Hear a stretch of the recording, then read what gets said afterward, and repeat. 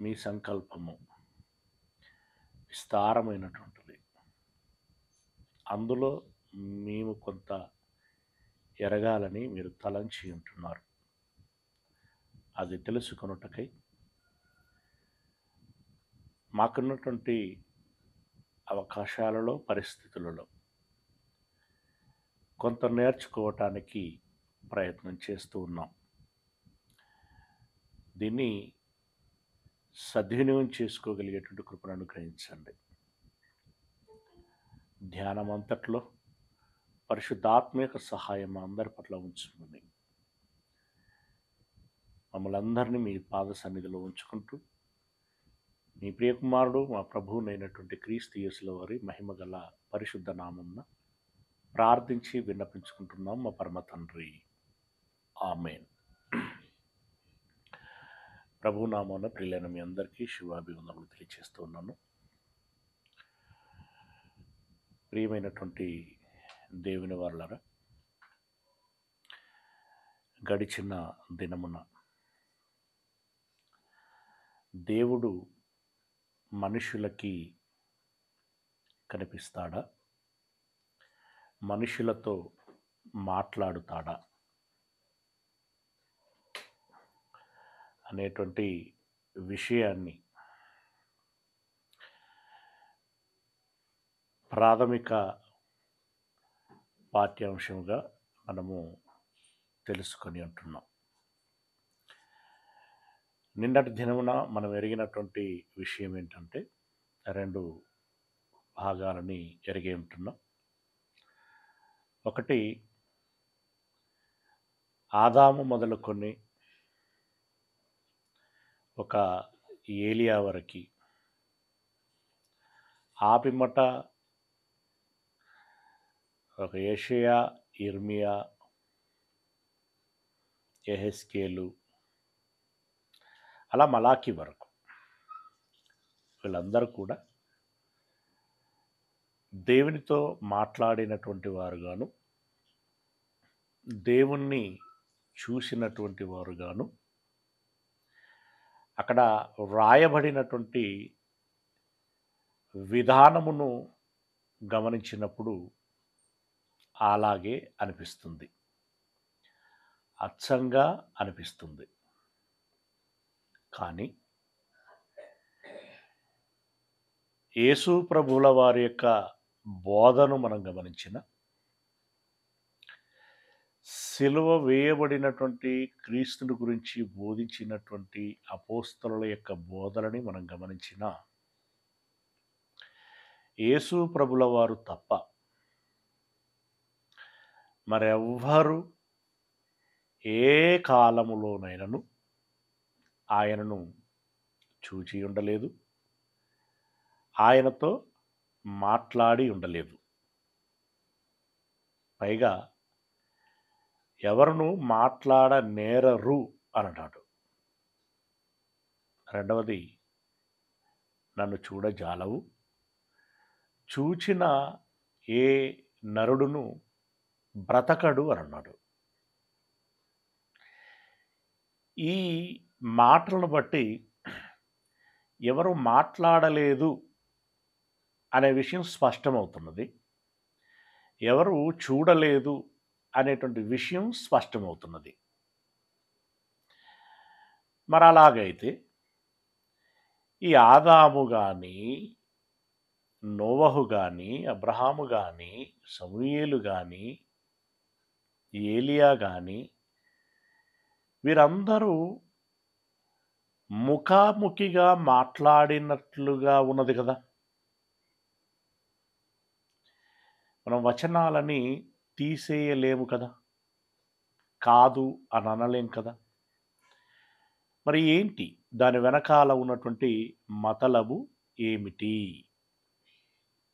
దీన్ని మనం జాగ్రత్తగా గమనించాల్సి ఉంటుంది. ఒకసారి మోషే గారికి హోరేబు కొండ మీద దర్శనమిచ్చినటువంటి దేవుడి సంగతి దగ్గరికి వెళ్దాం. ఓకే, నిర్గమకాండము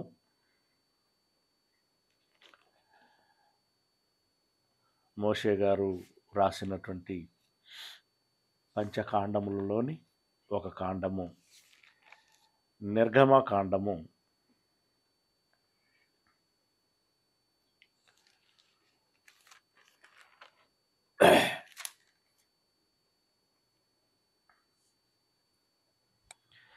3వ అధ్యాయము ప్రారంభ వచనం నుండి మనం చదువుకుందాం.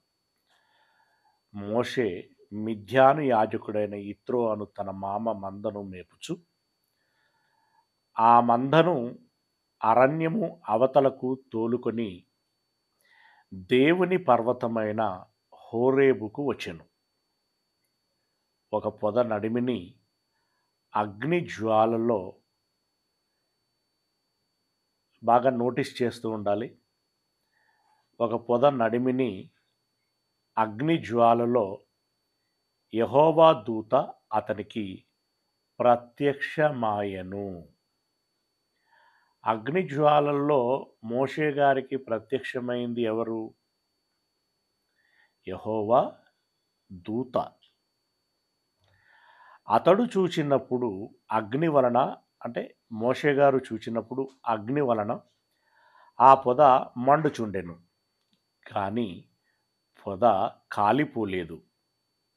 అప్పుడు మోషే, ఆ పొద ఎలా కాలిపోలేదో నేను ఆ తట్టు వెళ్ళి ఈ గొప్ప వింత చూచెదను అనుకొనెను. అప్పటి వరకు ఇలాంటి ఏ అనుభవం లేనటువంటి మోషే గారికి ఆ కొండ దగ్గరికి వెళ్ళినప్పుడు ఒక పొద మండటం కనిపించింది. పొద మండుచున్నది, కానీ పొద మాత్రం కాలిపోవటం లేదు. ఆయనకు ఆశ్చర్యం వేసింది. ఆయన ఎన్నో తుప్పలను తగలబెట్టుంటాడు, ఎన్నింటినో కాల్చేసి ఉంటాడు.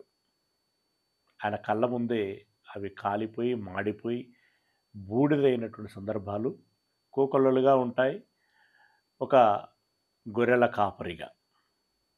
కానీ ఈ పొద మాత్రం ఉజ్వలంగా మండుచున్నది, ప్రజ్వలంగా మండుచున్నది, కానీ పొద కాలిపోవటం లేదు. ఆయనకు ఆశ్చర్యం వేసింది. ఎందుకు కాలిపోవటం లేదబ్బా అని చూద్దామనేటువంటి ఒక ఆసక్తి కలిగింది. దగ్గరికి సమీపించాడు. ఓకే, 4వ వచనం. దానిని చూచుటకు అతడు ఆ తట్టు వచ్చుట యెహోవా చూచెను. దేవుడు ఆ పొద నడుమ నుండి మోషే మోషే అని అతన్ని పిలిచెను. అందుకతడు చిత్తము ప్రభువా అనెను.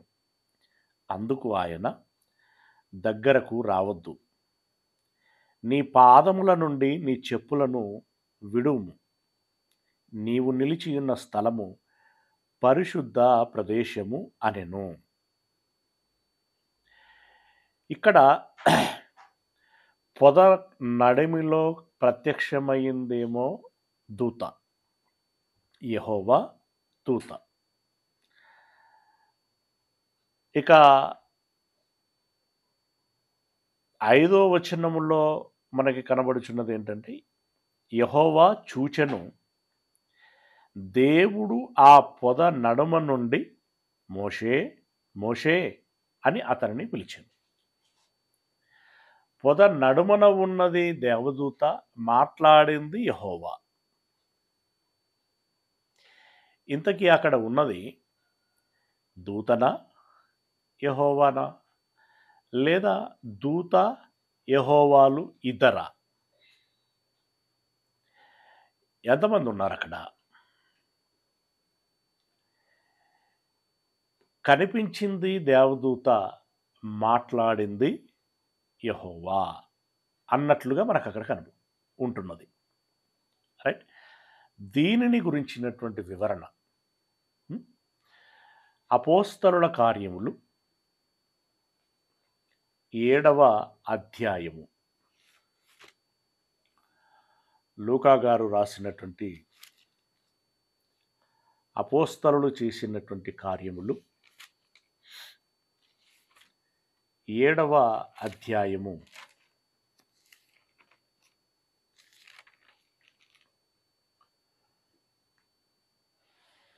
7 7వ అధ్యాయము 35వ వచనం నుండి ఇంకా ప్రస్ఫుటంగా ఎరగటం కోసం 30వ వచనం నుండి చదువుదాం.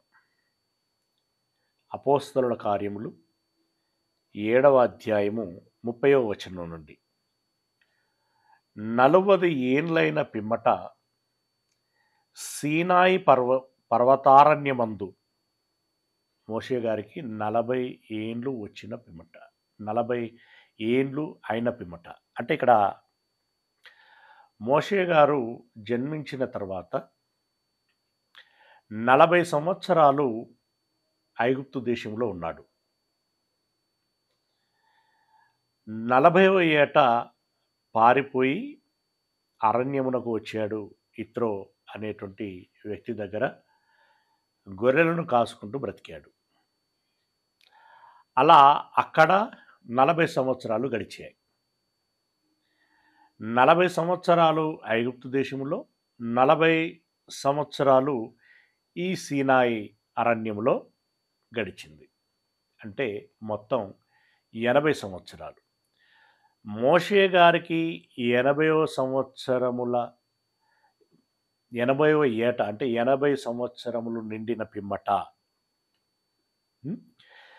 ఇప్పుడు ఈ దర్శనము కలిగింది. 40 ఏండ్లైన పిమ్మట అంటే అక్కడికి వచ్చిన తర్వాత 40 ఏండ్లైన పిమ్మట అని దాని అర్థం. పర్వతారణ్యమందు ఒక పొదలోని అగ్ని జ్వాలలో ఒక దేవదూత అతనికి కనబడెను. మళ్ళీ ఇక్కడ కనబడింది దేవదూత. మోషే చూచి ఆ దర్శనమునకు ఆశ్చర్యపడి దాన్ని నిదానించి చూచుటకు దగ్గరకు రాగా, నేను నీ పితరుల దేవుడను, అబ్రహాము, ఇస్సాకు, యాకోబుల దేవుడను అని ప్రభువు వాక్కు వినబడెను. కనబడింది దేవదూత, వినబడింది ప్రభువు వాక్కు. కనుక మోషే వణకి నిదానించి చూచుటకు తెగింపలేదు. అంటే భయపడిపోయి ఇంకా అటువైపు చూడటానికి ఆయన వణికిపోయాడు. చూడలేకపోయాడు, సాహసం చేయలేకపోయాడు. అందుకు ప్రభువు, నీ చెప్పులు విడువుము, నీవు నిలిచి ఉన్న చోటు పరిశుద్ధ భూమి. ఐగుప్తులో ఉన్న నా ప్రజల దురవస్థను నేను నిదానించి చూచితిని. వారి మూలుగు వింటిని, వారిని విడిపించుటకు దిగివచ్చి ఉన్నాను. రమ్ము, నేను ఇప్పుడు నిన్ను ఐగుప్తునకు పంపుదునని అతనితో చెప్పాను. అధికారినిగాను తీర్పరునిగాను నిన్ను నియమించిన వాడెవడని వారు నిరాకరించిన ఈ మోషేను అతనికి పొదలో కనబడిన దేవదూత ద్వారా దేవుడు అధికారినిగాను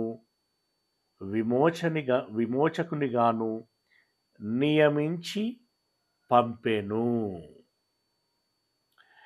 ఇప్పుడు మోషేకి తెలియచేసి ఇశ్రాయేలీలకి అధికారినిగా నియమించి ఐగుప్తు దేశమునకు పంపించింది ఎలా జరిగింది అని అంటున్నాడు అంటే, దేవుడు దేవదూత ద్వారా నియమించి పంపించెను అనేటువంటి విషయము మనకి ఇక్కడ కనపడుతుంది. ఓకే, అంటే మాట్లాడింది దేవుడు అన్నట్లుగా వచనములు మనకు కనబడుచున్నా, అవే వచనాలు క్లారిఫికేషన్ ఇస్తున్నటువంటి విషయం ఏంటంటే దేవుడే. ఎందుకంటే ఆయన సుప్రీం, అనంత విశేష అధికారములు కలిగినటువంటి వాడు ఆయన తన సంకల్పమును నెరవేర్చుటలో భాగంగా దేవదూతను హోరేబు కొండ మీదికి పంపించి దేవదూత ద్వారా దేవుడు మోషేతో మాట్లాడుచున్నాడు. అలా దేవదూత ద్వారా మోషేకు విషయాన్ని అర్థం చేయించి అధికారినిగా నియమించి ఐగుప్తునకు వెళ్ళుమని ప్రోత్సహించి పంపించటము జరిగింది. 36వ వచనం. ఇతడు ఐగుప్తులోను ఎర్ర సముద్రములోను 40 ఏండ్లు అరణ్యములోను మహత్కార్యములను సూచక క్రియలను చేసి వారిని తోడుకొని వచ్చెను. 80వ ఏట నియమించి పంపించబడితే మరొక 40 సంవత్సరాలు ఐగుప్తు నుండి యోర్దాను నది వరకు సీనాయి అరణ్య మార్గం గుండా పంపించటానికి పట్టిన సమయము, అంటే మొత్తంగా మోషే గారు జీవించినటువంటి కాలం 40 + 40 + 40. 40 సంవత్సరాలు ఐగుప్తులో ఉన్నాడు, 40 సంవత్సరాలు సీనాయి అరణ్యంలో ఉన్నాడు, 40 సంవత్సరాలు ఇశ్రాయేలీలను కనానుకు తీసుకెళ్లేటువంటి ప్రయాణ మార్గంలో గడిపాడు. మొత్తం 120 సంవత్సరాలు. 17వ వచనం. నా వంటి ఒక ప్రవక్తను దేవుడు మీ సహోదరులలో మీకు పుట్టించును అని ఇశ్రాయేలీలతో చెప్పిన మోషే ఇతడే. ఇప్పుడు నిర్గమకాండములో మనం చదువుకున్నటువంటి హోరేబు కొండ మోషే ఏదైతే ఉందో ఆ మోషే గురించే ఇప్పుడు మాట్లాడుకుంటున్నాము అని అంటున్నాడు. 38వ వచనం. సీనాయి పర్వతం మీద తనతో మాటలాడిన హోరేబు కొండ, సీనాయి పర్వతము వేరువేరు కాదు, ఒకటే. సీనాయి పర్వతము అనన్నా హోరేబు కొండ అనన్నా ఒకే కొండను గురించి తెలియచేస్తున్నటువంటి మాటలవి. ఓకే. సీనాయి పర్వతం మీద తనతో మాటలాడిన దేవదూతతోనూ మన పితరులతోనూ అరణ్యములోని మిస్ అయినాం, మళ్ళీ చదువుతున్నాను. సీనాయి పర్వతం మీద తనతో మాటలాడిన ఇందాకటి 2 సందర్భాలలో నిర్గమకాండము 3వ అధ్యాయము 1 నుండి మనం చదువుకున్న 3-4 వచనాల వరకు కనబడింది దేవదూత, మాట్లాడింది దేవుడు అన్నట్లుగా మనం గమనించాం అక్కడ. అలాగే ఇక్కడ కూడా 35వ వచనంలో కనిపించింది దేవదూత, మాట్లాడింది దేవుడు అన్నట్టుగానే గమనించాం. కానీ 38వ వచనంలోకి వచ్చేసరికి ఏమంటున్నాడంటే పర్వతం మీద తనతో మాటలాడిన దేవదూతతోనూ అని అన్నాడు. తనతో మాట్లాడింది ఎవరంట? దేవదూత. అంటే దీన్ని బట్టి మనం అర్థం చేసుకోవాల్సింది ఏంటంటే కనిపించింది దేవదూత, మాట్లాడింది కూడా దేవదూత. ఒక మనిషి నేత్రములకు, అంటే రక్తమాంసములు కలిగినటువంటి బాహ్య నేత్రములతో సమీపింపరాని తేజస్సు కలిగినటువంటి దేవుణ్ణి చూడటము సాధ్యము కాదు, మొదటిది. అలాగే ఆయన స్వరము వినటము కూడా సాధ్యము కానటువంటి విషయం. ఎందుకంటే దేవుడు అనంతమైనటువంటి గొప్ప మహిమ కలిగినటువంటి వాడు. అతన్ని నేరుగా చూడటము కానీ అతనితో నేరుగా మాట్లాడటము కానీ వల్ల పడనటువంటి విషయము. వల్ల పడనటువంటి విషయము. ఇకపోతే దేవుడు పరమందున్నటువంటి వాడు. ఆయన మహిమ వేరు, ఆయన స్థాయి వేరు. మనము భూమి మీద ఉన్నటువంటి వారం, మట్టి మనుషులం. అందున మనమే అంటుంటాం కదా ఎప్పటికీ, పాపం చేసినటువంటి వారము అని. ఆలోచనలో, మాటల్లో, చేతల్లో పాపము చేసినటువంటి వారము.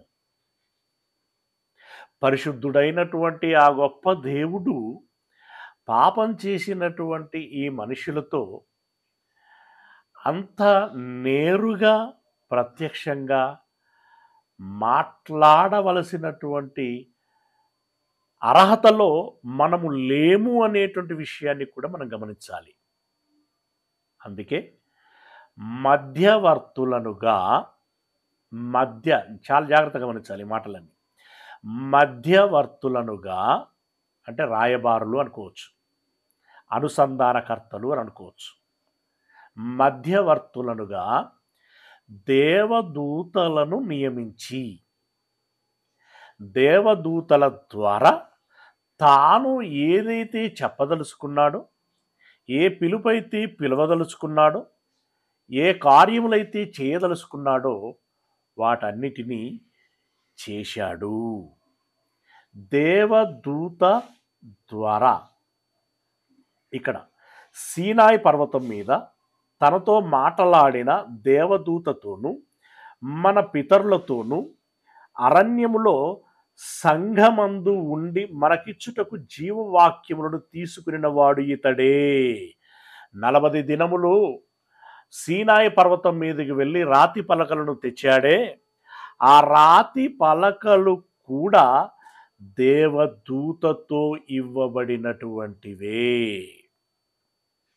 కాకపోతే దేవుని సన్నిధి ఉంటుంది, దేవుని యొక్క మహిమ ఉంటుంది, దేవుని యొక్క ప్రభావము ఉంటుంది. ఇవి లేకపోతే దేవదూత కూడా ఏం చేయలేదు. ఓకే, దేవుని సన్నిధి, దేవుని కృప, దేవుని మహిమతో దేవదూత పంపించబడింది. మోషే కొండ మీద 40 దినములు ఏమీ భుజించకుండా ఉండగలిగాడు. ఆ క్రమంలో రాతి పలక మీద 10 ఆజ్ఞలు కలిగినటువంటి ధర్మశాస్త్రముతో పాటు 100ల కొలది ఆజ్ఞలు మోషే గారికి మౌఖికంగా చెప్పటం జరిగింది. తదనంతరం ఆయన క్రిందికి వచ్చిన తర్వాత వాటినన్నిటినీ అప్పుడు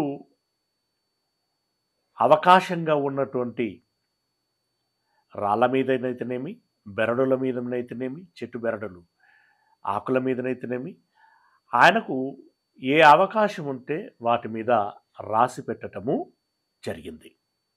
ఓకేనా? అంటే ఇప్పుడు నిర్గమకాండములో దేవుడు మాట్లాడాడు అనేటువంటి మాటకి కానీ, ఈ అపోస్తల కార్యములు 7వ అధ్యాయం 35వ వచనంలో మాట్లాడాడు అనేటువంటి మాటకు కానీ 38వ వచనం సమాధానం ఇస్తున్నది. ఏమని? మాట దేవుడిదే. మాట అంటే విషయము దేవుడిదే. కానీ ఆ విషయాన్ని దేవదూత ద్వారా మాట్లాడాడు అని అన్నాడు. ఈ ద్వారా అనేటువంటి విషయాన్ని మనం ఎలా అర్థం చేసుకోవాలి? ద్వారా అనేటువంటి విషయాన్ని మనం ఎలా అర్థం చేసుకోవాలి? ఉదాహరణకి ఇప్పుడు మనం వాట్సాప్లో వాయిస్ మెసేజ్ పెడుతున్నాం. అంటే ముందే మనం మాట్లాడి ఈ ఫోన్ అనేటువంటి మాధ్యమము ద్వారా ఆ వార్తను మీకు పంపించడం జరుగుతుంది. అప్పుడు మీరు దాన్ని ఓపెన్ చేసుకొని వింటారు. ఇక్కడ ఈ వార్తను మీ వద్దకు మోసుకొచ్చింది ఎవరు? ఈ వార్తను మీకు మోసుకొచ్చింది ఎవరు? చెప్పండి, స్ట్రైట్గా చెప్పండి. ఈ వార్తను మీకు మోసుకొచ్చింది ఎవరు అంటే నో. ఈ వార్తను నేను వాయిస్ మెసేజ్ గురించి మాట్లాడుతున్నాను. ఈ వార్తను మీకు మోసుకొచ్చింది ఎవరు అనంటే వాయువు అనేటువంటి దేవదూత. దేవుడు తన దూతలను వాయువులను గాను అగ్ని జ్వాలలను గాను చేసుకునేవాడు ఆయనే. ఏమండి, ఈరోజు ఈ ఫోన్ల ద్వారానైతేనేమి, ల్యాప్టాప్ల ద్వారానైతేనేమి, ఇంకా ఉన్నటువంటి రకరకాలైనటువంటి ఎక్విప్మెంట్లు ఏవైతే ఉన్నాయో వాటి ద్వారా కొన్ని దృశ్యాలు, కొన్ని మాటలు ఒక ప్రాంతం నుండి మరొక ప్రాంతమునకు చేరుచున్నాయి అనంటే ప్రకటన గ్రంథంలో చెప్పినట్టుగా వార్తను మోసుకొని ఆకాశమందు ఎగురుచున్న దూతలు అని అంటాడు అక్కడ. దేవదూతల ద్వారా ఈ సమాచారము చేరవేయబడుచున్నది. అంటే ఉదాహరణకి మాట్లాడింది నేను, సమాచారాన్ని చేరవేసింది దేవదూత. Like that. దేవుడు ఒక విషయాన్ని చెప్పదలుచుకున్నాడు, మాధ్యమంగా దేవదూతను వాడుకున్నాడు. ఓకేనా. 53వ వచనం, దేవదూతల ద్వారా నియమింపబడిన ధర్మశాస్త్రమును. పంచకాండములు ఏవైతే ఉన్నాయో ఇందులో రాయబడినటువంటి ప్రతి మాట ఎవరు చెబితే మోషే గారు రాశారట అనంటే దేవదూత చెబితే మోషే గారు రాశారు. దేవదూతల ద్వారా నియమింపబడిన ధర్మశాస్త్రమును మీరు పొందితిరి, కానీ దానిని గైకొనలేదని చెప్పెను. అంటే దేవదూతల ద్వారా పంచకాండములు బోధించబడ్డాయి. ఓకేనా. హెబ్రీలో రాసినటువంటి పత్రిక 2వ అధ్యాయము, హెబ్రీలో రాసినటువంటి పత్రిక 2వ అధ్యాయము 2వ వచనం. హెబ్రీలో రాసిన పత్రిక 2వ అధ్యాయము 2వ వచనం. ఎందుకనగా దేవదూతల ద్వారా పలుకబడిన వాక్యము స్థిరపరచబడినందున. వాక్యము అనగానే వాక్కులు, వాక్కు అనగానే దేవుని మాట. దేవుని మాటను ప్రజలకి ఎలా వినిపించటం జరిగింది అనంటే దేవదూతల ద్వారా వినిపించటం జరిగింది. దేవదూతల ద్వారా వినిపించటం జరిగింది. అలాగే గలతీలో రాసినటువంటి పత్రిక 3వ అధ్యాయము, గలతీలో రాసినటువంటి పత్రిక 3వ అధ్యాయము 19వ వచనం. 3వ అధ్యాయము 19వ వచనం. అలాగైతే ధర్మశాస్త్రము ఎందుకు? ఎవనికి ఆ వాగ్దానము చేయబడినో ఆ సంతానము వచ్చు వరకు అది అతిక్రమములను బట్టి దానికి తర్వాత ఇయ్యబడెను. అంటే ధర్మశాస్త్రం ఎప్పుడు ఇయ్యబడింది అనేటువంటి విషయాన్ని చెప్తున్నాడు. అతిక్రమములను బట్టి దానికి తర్వాత ఇయ్యబడెను. అంటే 430 సంవత్సరాల తర్వాత ఇయ్యబడెను. అది మధ్యవర్తి చేత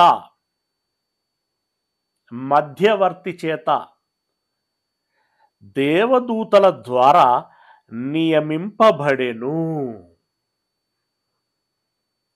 ఈ ధర్మశాస్త్రము ఒక నిబంధనగా ప్రజలకి ఎవరి ద్వారా ఇవ్వబడింది అనంటే దేవదూతల ద్వారా ఇవ్వబడింది అని అంటున్నాడు. మధ్యవర్తి చేత దేవదూతల ద్వారా నియమింపబడెను. మధ్యవర్తి ఒకనికి మధ్యవర్తి కాడు, కానీ దేవుడు ఒక్కడే. దేవుడు ఒక్కడే. అంటే దేవునికి ప్రజలకి మధ్యవర్తిత్వము నిర్వర్తించింది దేవదూతలు. ఆయా సందర్భములలో ఆయా ప్రజలకి కనిపించింది దేవదూతలు, వినిపించింది దేవదూతలు. దేవుడు ఎక్కడా ప్రత్యక్షంగా కనిపించలేదు, ఎక్కడా ప్రత్యక్షంగా మాట్లాడలేదు. వాటికి కొన్ని సందర్భాలను మనం గమనిద్దాం. ఉదాహరణకి శారాయి హాగర్ను వెళ్ళగొట్టిన తర్వాత ఒక నీటి బుగ్గ యొద్ద ఆమె కూర్చున్నది, రందితో, బాధతో కూర్చున్నది. అప్పుడు ఆమె దగ్గరికి ఒకరు వచ్చి పరామర్శించారు. ఎవరు పరామర్శించారు, హాగరు ఏమని అనుకున్నది అని మనం గమనించినట్లయితే ఆదికాండము 16వ అధ్యాయము, ఆదికాండము 16వ అధ్యాయము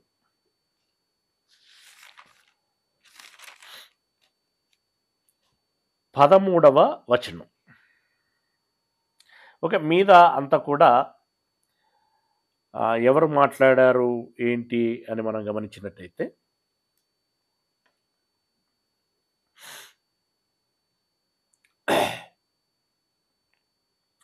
9వ వచనం, 16వ అధ్యాయం 9వ వచనం. అప్పుడు యెహోవా దూత నీ యజమానురాలి యొద్దకు తిరిగి వెళ్ళి,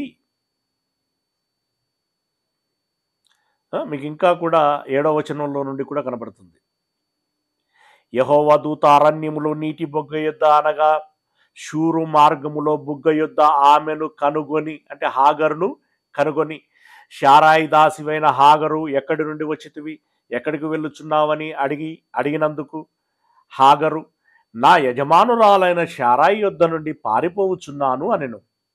అప్పుడు యెహోవా దూత నీ యజమానురాలి యొద్దకు తిరిగి వెళ్ళి ఆమె చేతి క్రింద అణిగియుండుమని దానితో చెప్పెను.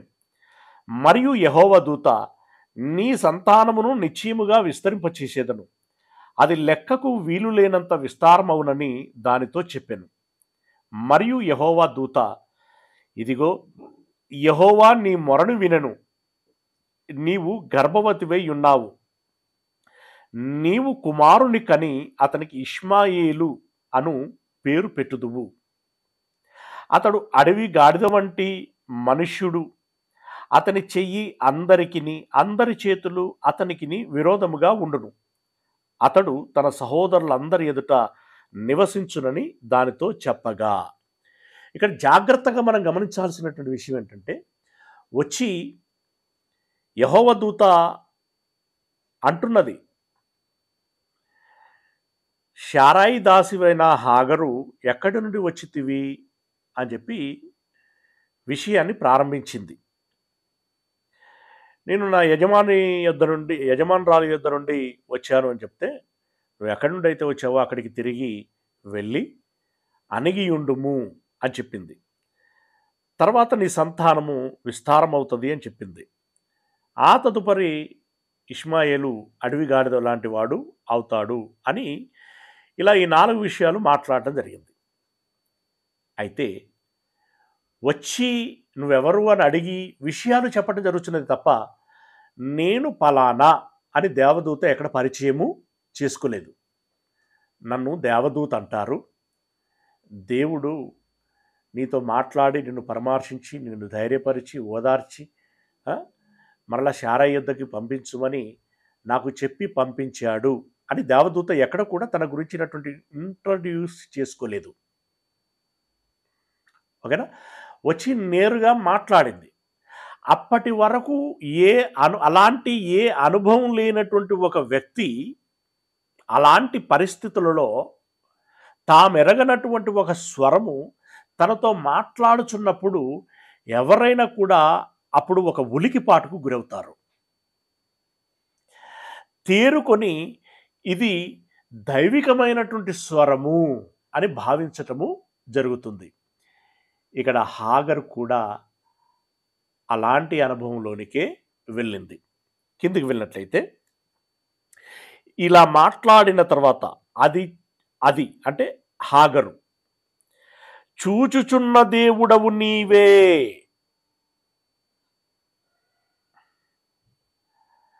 అను పేరు తనతో మాట్లాడిన యెహోవాకు పెట్టెను. ఏలయనగా నన్ను చూచిన వారిని నేను ఇక్కడ చూచితిని కదా అని అనుకొనెను. ఇప్పుడు చెప్పండి, మాట్లాడింది ఎవరు? ఆమె ఏమనుకున్నది అనంటే, మాట్లాడింది దేవదూత, కానీ హాగరు ఏమనుకున్నదంటే దేవుడే నాతో మాట్లాడాడు అని అనుకున్నది. ఓకే, కాకపోతే కంటెంట్ ఉంది కదా, విషయం ఏదైతే ఉందో అది దేవదూతది కాదు, విషయం దేవుడిది. దేవుడు హాగర్తో ఏం మాట్లాడాలని తలంచి ఉంటున్నాడో దానిని దేవదూతకు చెప్పి పంపించి మాట్లాడించటము జరిగింది. ఇప్పుడు మధ్యవర్తిగా దేవదూత ఉన్నంత మాత్రమున విషయము దేవదూతది కాదు, దేవదూత మాట్లాడినట్లు కాదు. ప్రత్యక్షంగా చూస్తే దేవదూత మాట్లాడినట్లుగా, దేవదూత స్వరము వినబడినట్లుగానే ఉంటుంది. కానీ విషయము దేవుడిది గనక అది దేవుడు చెప్పినట్లుగా అవుతుంది. ఇప్పుడు మీలో ఎవరినన్నా ఒక వ్యక్తిని నేను పిలిచి, ఇదిగో నా మాటగా కర్నూలులో ఉన్నటువంటి జార్జ్ గారికి ఈ విషయాన్ని చెప్పండి అని ఒక చిరంజీవిని పంపించారనుకోండి. చిరంజీవి వెళ్ళి, జార్జ్ గారు మీరేం చెయ్యాలి అనంటే అని ఒక విషయం చెప్పాడు. అక్కడ రమేష్ అన్న పేరు ఎత్తలేదు ఉదాహరణకి. ఇక్కడ ఏ కపటము లేదు, ఏ స్వార్థము లేదు, వ్యక్తిగతం ఏమీ లేదు, అంతా దైవికమే. రమేష్ అన్న చిరంజీవిని పిలిచాడు, చెప్పాడు. అతన్ని పంపించి జార్జ్ గారికి ఇలా చెప్పుమని చెప్పాడు. ఆ మేరకి చిరంజీవి ఇక్కడ ఏదైతే విన్నాడో విన్నది విన్నట్లుగా, అంటే ఒక టేప్ రికార్డులో రికార్డ్ అయితే తర్వాత కొన్ని రోజులకు ప్లే చేస్తే ఎలా ప్లే అవుతుందో అలా ప్లే చేశాడు. ఇప్పుడు అది జార్జ్ గారు విన్నారు. ఇప్పుడు జార్జ్ గారి దగ్గరికి వెళ్ళింది ఎవరు? చిరంజీవి. చిరంజీవి ఏం మాట్లాడుచున్నాడు? జార్జ్ గారు, ఎదిగో నేను రమేష్ను, మీరు వెంటనే రేపటి దినానికి చేయవలసినటువంటి పని ఏంటంటే అని చెప్పాను. అదే యాజ్ ఇట్ ఈజ్గా చిరంజీవి చెప్పాడు. ఇప్పుడు జార్జ్ గారు వినబడినటువంటి ఆ శబ్దంలో ఉన్నటువంటి పరమార్థం ఎలా అర్థం చేసుకోవాలి? ఇప్పుడు ప్రత్యక్షంగా చూస్తేనేమో చిరంజీవి ఉన్నాడు. జార్జ్ గారు రమేష్ అనేటువంటి నేను చెప్పుచున్నది ఏమనగా అని విషయం ప్రారంభమైంది. ఇప్పుడు ఆ వార్త, ఆ విషయము జార్జ్ గారితో ఎవరు మాట్లాడినట్లు? ప్రత్యక్షంగా చిరంజీవి, పరోక్షంగా రమేష్. ప్రాక్టికల్గా జరిగేటువంటిది అది. దేవదూతల ద్వారా, అంటే దేవుడు, దేవదూతలు, భక్తులు ఎవరైతే ఉన్నారో వీళ్ళ మధ్యలో జరిగింది కూడా అదే, అలాంటిదే. ఈ మధ్యలో అంతగా వినిపించలేదు, కనిపించలేదు, కానీ పూర్వము ఒక 10 సంవత్సరాల క్రితం ఎక్కువగా విన్నాం. మన దేశ అఫీషియల్స్ ఎవరైతే ఉంటారో, ప్రధానులు కానీ రాష్ట్రపతులు కానీ, విదేశాలకు వెళ్ళి కొన్ని సమావేశాలలో పాల్గొనవలసి ఉంటుంది. G20 కానీ, బ్రిక్స్ కానీ, ఇలా రకరకాల సమావేశాలు ఉంటాయి కదా. ఐక్యరాజ్య సమితిలో దేశ అధినేతలందరూ కలిసి కొన్ని సమావేశాలు చేస్తూ ఉంటారు. యాక్చువల్గా తప్పకుండా దేశాధినేత వెళ్ళాలి. అనివార్య కారణములను బట్టి, అంటే ఇక ఎన్ని ప్రయత్నాలు చేసినా వల్ల పడనటువంటి పరిస్థితి అనమాట అది. తాను వెళ్ళలేనటువంటి పరిస్థితిలో తన తరపున తన తదనంతరపు స్థాయి అనుకున్నటువంటి ఒక మంత్రిని కానీ, లేదా తన యొక్క ఉదాహరణకు పిఎం అనుకుంటే పిఎం ఆఫీసు గారి సెక్రటరీ కానీ, ముఖ్య ఆఫీసర్, అతనికి ఈ ప్రధాని గారు ఆ మీటింగ్లో ఏ సందేశమునైతే ఇవ్వాలి అని అనుకున్నాడో, ఏ మెసేజ్నైతే అక్కడ మాట్లాడాలి అనుకున్నాడో, దానంతటినీ ఒక పేపర్ మీద పెట్టాడు. ప్రింట్ తీసి ఈ అధికారికి ఇచ్చాడు. ఇప్పుడు అధికారి ఆ పేపర్ పట్టుకొని ఆ సమావేశానికి వెళ్ళాడు. వెళ్ళిన తర్వాత అక్కడ ఉండేటువంటి మానిటర్ భారతదేశం వంతు వచ్చినప్పుడు మరి భారతదేశం యొక్క సందేశాన్ని వినిపించాల్సిందిగా కోరుచున్నాము అని అంటాడు ఆయన. అప్పుడు సంబంధిత అధికారి లేచి నిలబడి పత్రం ముందు పెట్టుకొని ఉన్నది ఉన్నట్లుగా మక్కీగా చదువుతాడు. భారతదేశ ప్రధాని అను నేను ఇదిగో దేశాధినేతలందరికీ నమస్కారాలు తెలియచేస్తూ నేను మాట్లాడుచున్నటువంటి మాటలు ఏమిటంటే అని ఆ పత్రం అంతా చదువుతాడు.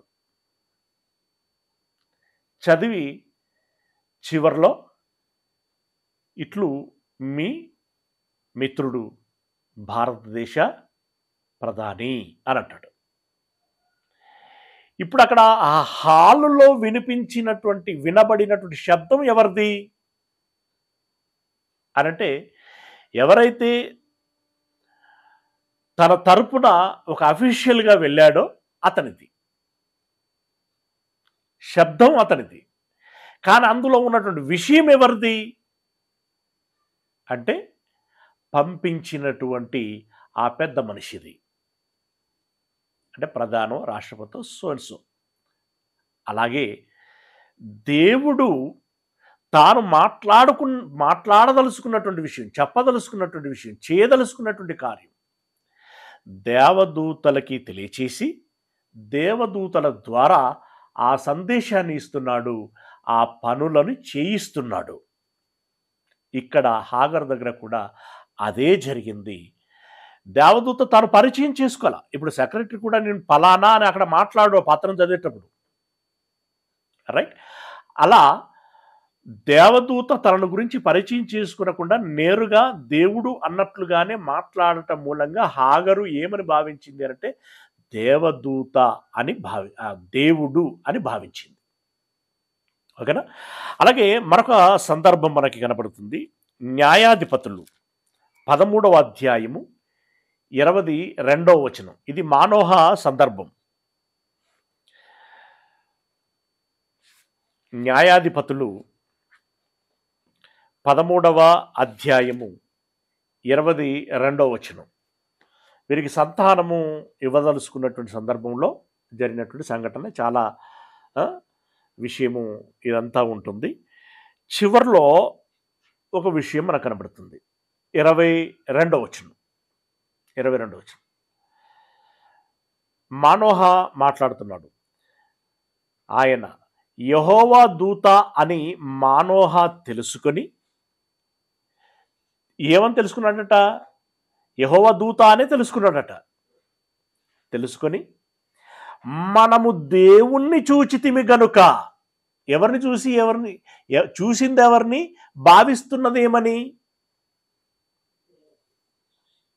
చూసింది దేవుణ్ణి, చూసింది దేవదూతను, భావిస్తున్నది దేవుడిని అని. అంటే దేవదూతను చూసి కూడా దేవుడు అని భావించిన రోజులవి. ఇంక కొంచెం అది మనకు ఎఫెక్టివ్గా అర్థం కావాలంటే భ్రమపడిన రోజులవి. దేవదూతను చూసి దేవుడని భ్రమపడ్డారు. ఎందుకంటే వారికి దేవుడి యొక్క దేవదూత యొక్క ప్రత్యక్ష అనుభవాలు ఎలా ఉంటాయి అనేటువంటివి వాళ్ళకి లేవు. కాబట్టి దేవదూతను చూచి మనము దేవుణ్ణి చూచితిమి గనుక మనము నిశ్చయముగా చనిపోదుమని తన భార్యతో అనగా, దేవుని చూస్తే చచ్చిపోతాము అనేటువంటి నాలెడ్జ్ ఉంది మళ్ళీ ఆయనకి. ఎందుకుంది? మోషే గారితో చెప్పాడు కదా, మోషే గారు రాశారు కదా, అది మానోహ విన్నాడు కదా, మేబీ చదివి వచ్చి ఉంటే చదివి ఉంటాడు కదా. చదవటం కొంచెం కష్టమే అనుకోండి ఆ రోజుల్లో. మేబీ విని ఉంటాడు. విన్నదాన్ని బట్టి దేవుణ్ణి చూసిన వాడు మరణిస్తాడు అనేటువంటి విషయం తెలుసు మళ్ళీ ఆయనకి. ఇప్పుడు దేవదూతను చూసి నేను దేవుణ్ణే చూశానని భ్రమపడి, అయ్యో ఇప్పుడు మనం దేవుణ్ణి చూశాం కదా, ఇక చచ్చిపోతామేమో అని తన భార్యతో అంటున్నాడు ఆయన. అంటే చూడండి, సైకలాజికల్గా వాళ్ళ మానసిక పరిస్థితి ఎలా ఉన్నదో చూడండి.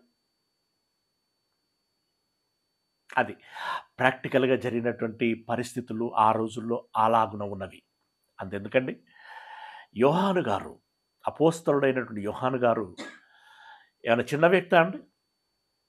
ఇంచుమించుగా మనకు ఆ అపోస్తలుల యొక్క కార్యములన్నింటినీ మనం గమనించినట్టయితే పేతురు తదనంతరం అంత స్థాయి కలిగినటువంటి వ్యక్తిగా యోహాను కనబడతారు మనకి, అవునా?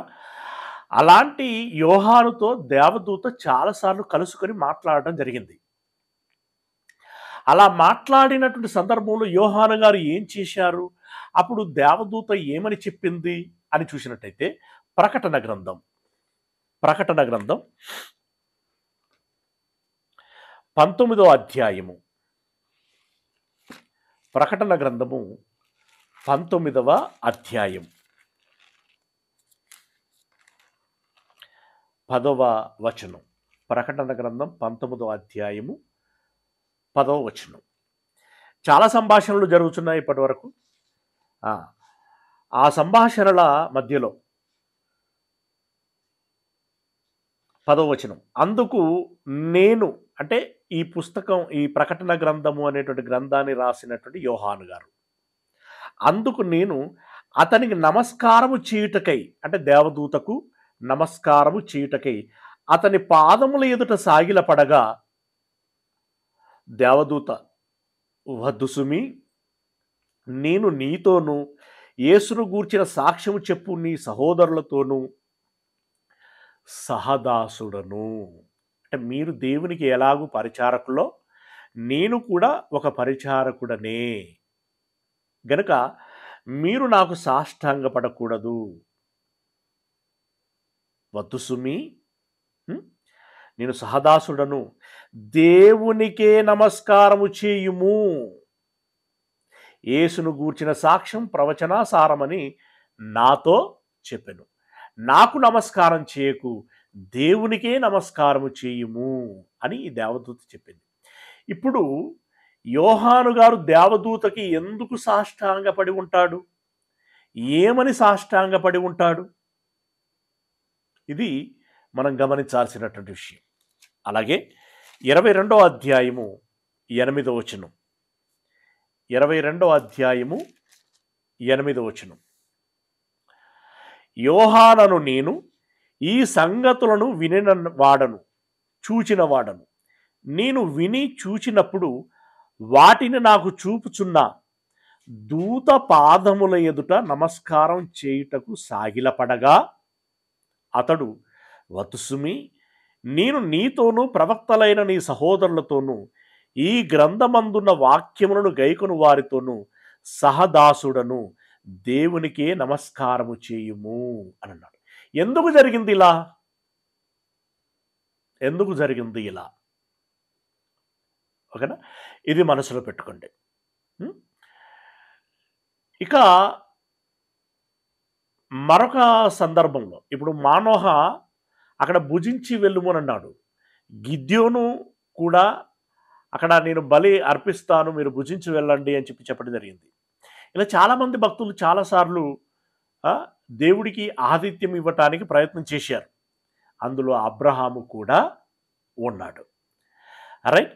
ఇలా ఆతిథ్యములు ఎవరని ఎందుకోసం చేశారట అనంటే హెబ్రీలో రాసినటువంటి పత్రిక. సింధూర వృక్షము యొద్ద అబ్రహాము గుడారం వేసుకుని వాసం చేస్తున్న తరుణంలో ముగ్గురు వ్యక్తులు అక్కడికి వస్తే వారిని బ్రతిమిలాడి వారికి ఆతిథ్యం ఇవ్వడం జరిగింది.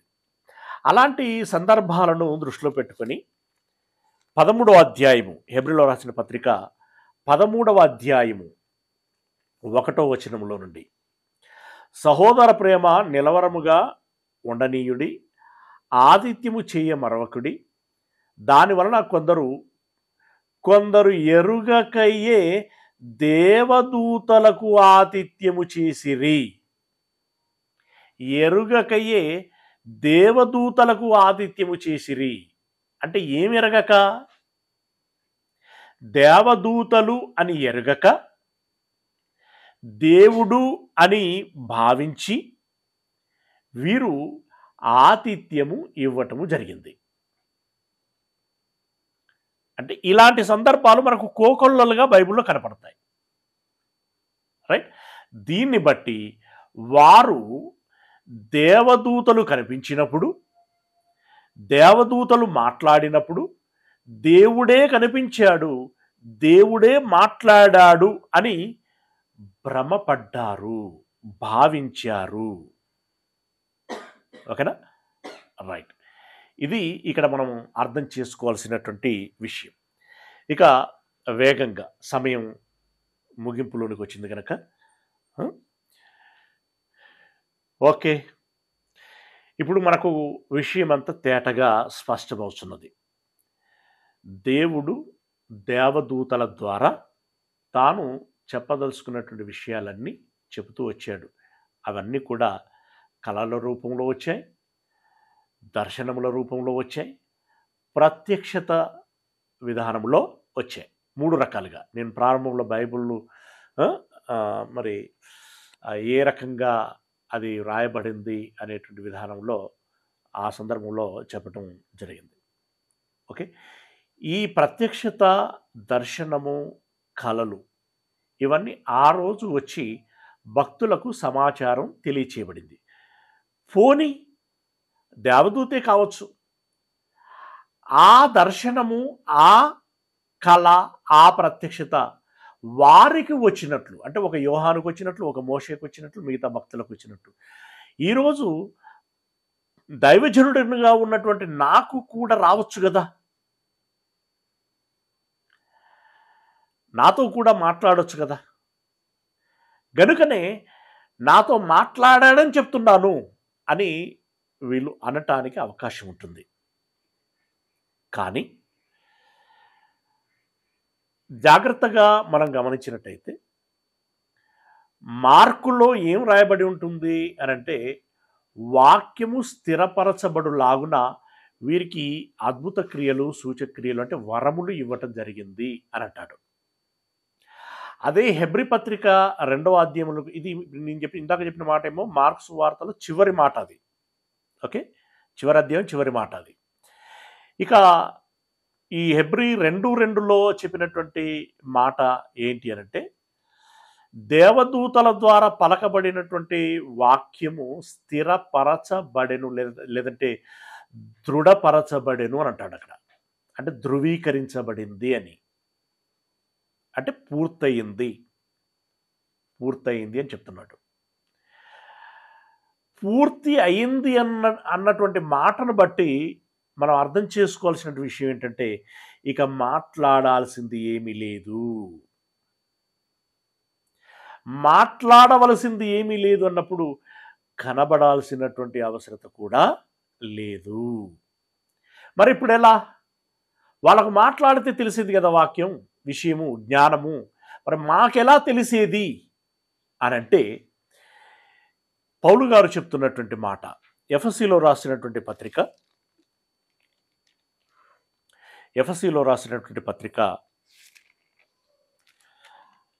3వ అధ్యాయము 3వ వచనములో నుండి. ఎట్లనగా, క్రీస్తు మర్మము దేవదర్శనము వలన నాకు తెలియపరచబడినదను సంగతిని గూర్చి మునుపు సంక్షేపముగా వ్రాసి తిని. అంటే ఈ జ్ఞానం అంతా కూడా దేవదర్శనము మూలముగా నాకు తెలిసింది. మళ్ళీ ఇక్కడ దేవదర్శనం అని అంటే దేవదూతే ఉంటుంది అనేటువంటి విషయాన్ని మర్చిపోకూడదు. దేవుని తరపున వచ్చినటువంటి దేవదూత. ఓకే, దేవదర్శనం వలన నాకు తెలియపరచబడినదను సంగతిని గూర్చి మునుపు సంక్షేపముగా వ్రాసి తిని.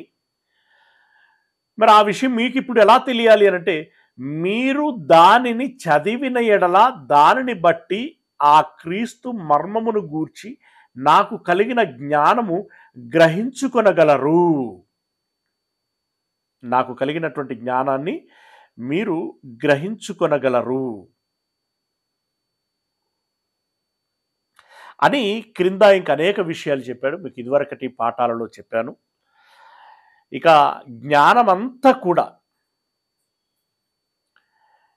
ఉదాహరణకి 8వ వచనంలో మనం చూసినట్టయితే, దేవుడు మన ప్రభు అయిన క్రీస్తు యేసునందు చేసిన నిత్య సంకల్పం చొప్పున పరలోకములో ప్రధానులకును అధికారులకును సంఘం ద్వారా తన యొక్క నానా విధమైన జ్ఞానము ఇప్పుడు తెలియపరచబడవలనని ఉద్దేశించి శోధింప శక్యము కాని క్రీస్తు ఐశ్వర్యమును అన్యజనులలో ప్రకటించుటకును సమస్తమును సృష్టించిన దేవుని యందు పూర్వకాలము నుండి మరుగైయున్న మర్మమును గూర్చి ఏర్పాటు ఎట్టిదో అందరికీ తేటపరచుటకును పరిశుద్ధులందరిలో అత్యల్పుడనైన నాకు ఈ కృప అనుగ్రహించెను. అంటే సంపూర్ణముగా నా ద్వారా వెల్లడి చేయబడుచున్నది. ఇంకా మీరు నెమ్మదిగా ఆ మధ్యలో వదిలిపెట్టిన వచనాలు కింది వచనాలు కూడా ఈ అధ్యాయం అంతా మీరు చదవటానికి ప్రయత్నం చేయండి, బాగా అర్థమవుతుంది. ఓకే, నా ద్వారా ఇదిగో ఈ వాక్యము సంపూర్ణముగా, అంటే ఇంతకుముందు భక్తులు కొంత తెలియచేశారు, చివరికి నా ద్వారా సంపూర్ణముగా తెలియచేస్తున్నాడు. ఇలా తెలియచేయబడినటువంటి వాక్యాన్ని మీరు చదివిన ఎడల మీకు అర్థమవుతుంది అన్నాడు. వారికి దర్శనముల ద్వారా తెలిస్తే మనం చదువుట ద్వారా మనకి తెలుస్తుంది అని అంటున్నాడు. మరి పౌలు గారికి దర్శనము ద్వారా తెలియచేయబడినటువంటి మాట పూర్తిగా మనకు తెలియచేశాడా అనంటే, ఏమీ దాచుకొనకుండా పూర్తిగా తెలియచేశాను అని చెప్పి అపోస్తలుల కార్యములు 20వ అధ్యాయము 27వ వచనములో చెప్తున్నాడు. వేగంగా అపోస్తలుల కార్యములు 20వ అధ్యాయము అపోస్తలుల కార్యములు 20వ అధ్యాయము 27వ వచనం, దేవుని సంకల్పం అంతయు మీకు తెలపకుండా నేనేమీ దాచుకొనలేదు. అంతా చెప్పేశాను. చివరగా వచ్చినటువంటి నాకు దేవుడు అనుగ్రహించినటువంటి పూర్వకాలము నుండి దాచబడినటువంటి మర్మము నాకు తెలియచేయబడింది. దానంతటినీ ఏమీ దాచుకొనకుండా మీకు తెలియచేశాను. దాన్ని మీరు చదువుకున్నట్లయితే మీకు అర్థమైపోతుంది, ఆ జ్ఞానం మీకు వస్తుంది, తెలుస్తుంది అని అంటున్నాడు. ఓకేనా, రైట్. ఇదంతా ఒక సెక్టార్. ఇంతకీ మరి దేవుని చూసేటువంటి భాగ్యం మనకు ఉన్నట్లా లేనట్లా? ఇప్పటి వరకు ఏ భక్తుడు కూడా దేవుణ్ణి నేరుగా చూడలేదు, దేవుని స్వరం నేరుగా వినలేదు. It's okay. మరి కనీసం భవిష్యత్తులోనైనా వారు చూస్తారా? నేరుగా దేవునితో ముఖాముఖిగా మాట్లాడుతారా? ఆ అనుభవం ఉంటుందా? మనకు ఉంటుందా అని అంటే, యేసు ప్రభువుల వారు చెప్పినటువంటి మాట అపోస్తలుల కార్యములు మత్తయి సువార్త 5వ అధ్యాయము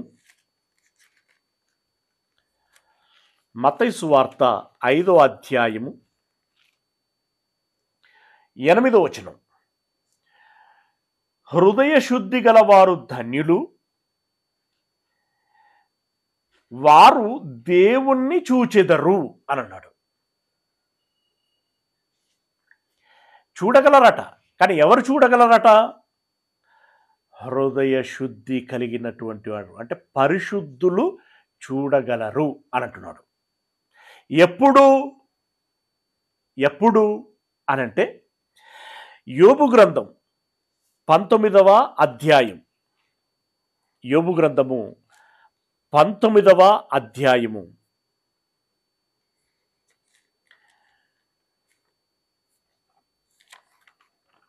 యోబు గ్రంథము 19వ అధ్యాయము 26వ వచనం. యోబు గ్రంథం 19వ అధ్యాయము 26వ వచనం.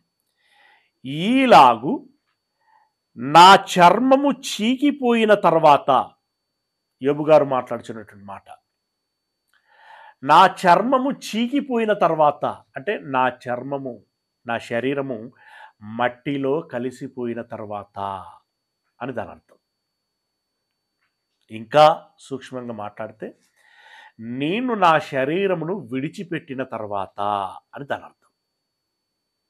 ఓకేనా? ఇక్కడ నా చర్మము చీకిపోయిన తర్వాత శరీరముతో అనంటే కింద ఫుట్ నోట్లో ఇచ్చాడు.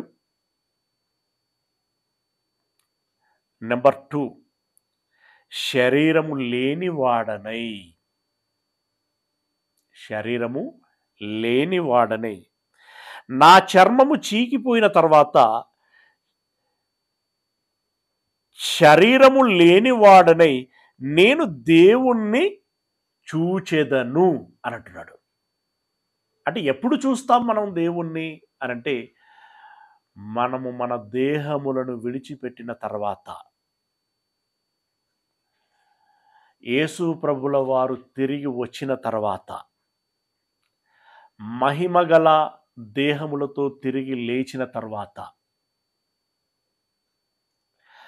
లోకం పుట్టినది మొదలుకొని సిద్ధపరచబడినటువంటి పరలోక రాజ్యాన్ని స్వతంత్రించుకోండి అని యేసు ప్రభుల వారు సెలవిచ్చిన తర్వాత,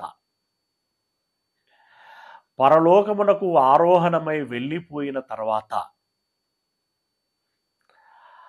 ఆ పరలోకములో దేవుణ్ణి ప్రత్యక్షంగా చూస్తాం, దేవుణ్ణి ప్రత్యక్షంగా తాకుతాం, దేవునితో ప్రత్యక్షంగా మాట్లాడుతాం. ఓ ప్రత్యేకమైనటువంటి వర్ణనాతీతమైనటువంటి అనుభవాన్ని చవి చూస్తాం. ఆనంద బాష్పాలతో మనము కేరింతలు కొడుతుంటే దేవుడు తుడిచి తన ఒడిలో కూర్చుండబెట్టుకుంటాడు. ఇది జరగబోయేటువంటిది. ప్రియులారా, మరి ఈ 2 దినములలో మనము చాలా విషయాలు మాట్లాడుకోవటము జరిగింది. చాలా సందర్భాలని సాధ్యమైనంత వరకు ఇంకా పొడిగించుకోవచ్చు, కానీ అవసరం లేదు అని అనుకుంటున్నాను. సరిపోతుంది ఈ మెటీరియల్ అని నేను భావిస్తున్నాను. ఓకేనా? ప్రార్థన చేసుకుందాం. సర్వోన్నతుడైనటువంటి మా దేవుడా, మీ పాదములకు మరొకసారి వందనాలు చెల్లిస్తూ ఉన్నాం. ఈ ఉదయకాల సమయనందు మీరు అనేక మాటలు మాట్లాడారు. మీ పిల్లలు విన్నారు తండ్రి. విన్న మాట ఎక్కడా అపార్థం కాకుండా ఉన్నది ఉన్నట్లుగా అర్థం చేసుకోగలిగి ఆ అవగాహనతో జీవిస్తూ, అయ్యా మీరు ప్రత్యక్షంగా కనబడ్డారా, మాట్లాడారా అనేటువంటిది కాకుండా మీ ద్వారా దేవదూతలు మోసుకొచ్చి తెలియచేసినటువంటి సమాచారం ఏదైతే లిఖితమై ఉన్నదో, లిఖితమై ఉన్నటువంటి దాన్ని బట్టి సత్యాసత్యాలని బేరీజు వేసుకొని గ్రహించగలిగి దాన్ని స్వీకరించి ఆ ప్రకారంగా జీవించి మీ చిత్తము చొప్పున బ్రతికిన వారమై మీ ఆశీర్వాదములకు పాత్రముగా ఉండగలిగేటువంటి భాగ్యమును మాకు దయచేయమని వేడుకుంటున్నాం.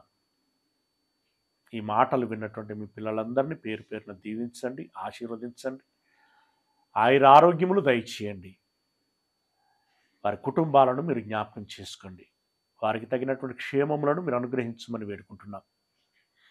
అయ్యా, ఈ దినపు పనులలో ప్రతి విధమైనటువంటి ప్రయాణములలో మీరు తోడై ఉండమని మమ్మల్ని అందరినీ మీ చేతులకు అప్పగించుకుంటూ మీ ప్రియకుమారుడు మా ప్రభువునైనటువంటి క్రీస్తు యేసుల వారి మహిమగల పరిశుద్ధ నామమున ప్రార్థించి విన్నపించుకుంటున్నాం మా పరమ తండ్రి.